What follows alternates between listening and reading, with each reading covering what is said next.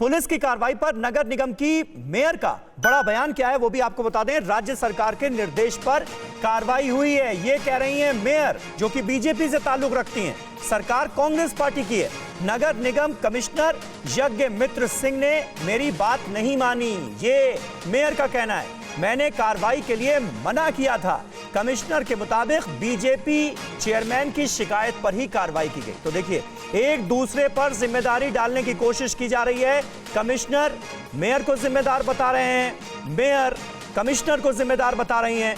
जयपुर के विद्याधर नगर इलाके का यह पूरा का पूरा मामला है। सुनिए मेयर की दलील।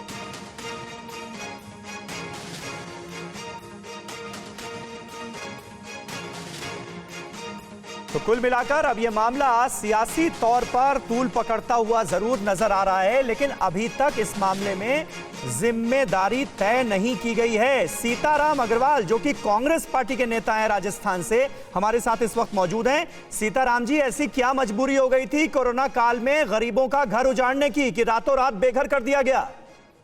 नहीं, नमस्कार साहब। एक्चुअली रियली ये बड़ा दुख का विषय है।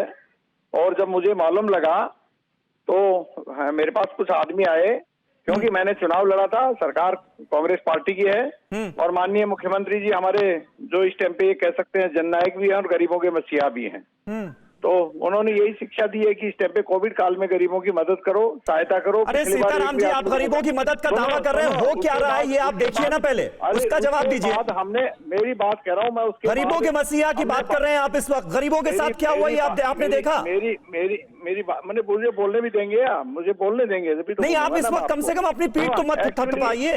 अच्छा, ऐसा है कि हमने जब इन पे निगम पहले बात की थाने के अंदर कि भाई आपके यहाँ कौन आया था थाने के लिए, तो थाने पे बात की। थाने वालों ने कहा साहब हमारे पास निगम के मतलब वहां से आदेश हैं, और निगम का एक टेलीफोन आया था कि इनको हटाना है। मैंने निगम में एडिशनल एसपी से बात की कि भाई आप क्यों हटाना चाहते हैं, उसके आप सीओ साहब के आदेश हैं। मैंने सीओ साहब से बात की, सीओ साहब ने टेलीफोन नहीं उठाया। और उसके बाद मैंने वापिस एडिशनल एसपी से बात की कि मैंने कहा जब तक कोविड चल रहा है जब तक इनको नहीं हटाना चाहिए। तो उन्होंने कहा कि साहब कोई चेहरा। अरे अग्रवाल साहब, आपकी बात नहीं है ना, जिम्मेदारी सरकार की है ना। विनोद चौधरी राजस्थान की पुलिस, जयपुर की पुलिस किसके अंडर में आती है? पुलिस को ये बर्बर कार्रवाई करने की नौबत क्यों आई रात के अंधेरे में? गरीबों को क्यों बेघर कर दिया गया? सवाल ये है। सतीश पुनिया हमारे साथ इस वक्त मौजूद हैं। एक मिनट अग्रवाल साहब, सतीश पुनिया हमारे साथ मौजूद हैं, बीजेपी के प्रदेश अध्यक्ष हैं। सतीश पुनिया जी, आखिर क्या जरूरत थी इस तरह की कार्रवाई की? और अब ये बात सामने आ रही है कि मेयर के कहने पर, कमिश्नर ये कह रहे हैं कि मेयर के कहने पर यह कार्रवाई जो है वो अंजाम दी गई, और मेयर बीजेपी की हैं। क्या कहेंगे आप? ऐसा है कि इस कार्रवाई को कोई भी जायज नहीं ठहराएगा, क्योंकि एक तो ये जो घुमंतु जातियां, इनका मसला बहुत अरसे से सरकार के पास लंबित है कि इनको कोई स्थायी आवास दिया जाए। लगभग 10 लाख परिवार हैं पूरे राजस्थान में। अभी तक सरकार की तरफ से इसको मैंने खुद सदन में उठाया था मुद्दे को। ये जो लोग थे बसे हुए थे जी, कानूनी तौर पर जो भी कार्रवाई होती, लेकिन ये समय उचित नहीं था, और इसलिए केवल मेयर पर डालने से पूरा होगा नहीं, क्योंकि सरकार की राजधानी में उसकी नाक के नीचे इस तरीके की कोई घटना होती है तो वो सरकार के संज्ञान में नहीं हो, ये संभव नहीं है। और जो चीफ एग्जीक्यूटिव ऑफिसर है वो सरकार का ही अपॉइंट किया हुआ व्यक्ति है। सतीश पुनिया जी, आप राजस्थान के बीजेपी के प्रदेश अध्यक्ष हैं। इस वक्त जो मेयर हैं, जिनके ऊपर नगर निगम को संभालने की जिम्मेदारी है, वो भारतीय जनता पार्टी से ताल्लुक रखती हैं। आपको तो पता होगा ना कि नगर निगम ने या मेयर ने ऐसे कोई आदेश दिए थे या नहीं दिए थे?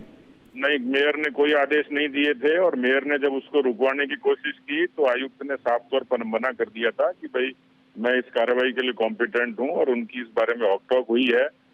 मेयर की बात को सीओ ने बिल्कुल सिरे से नजरअंदाज किया।